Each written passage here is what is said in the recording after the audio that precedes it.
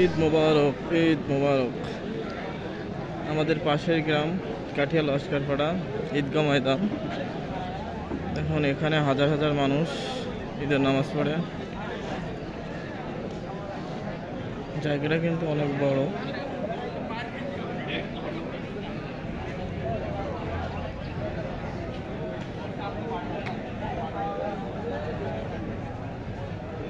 যাওয়ার সময় অনেক সিরিয়াল দিতে হয়, কারণ গেটটা অনেক ছোট।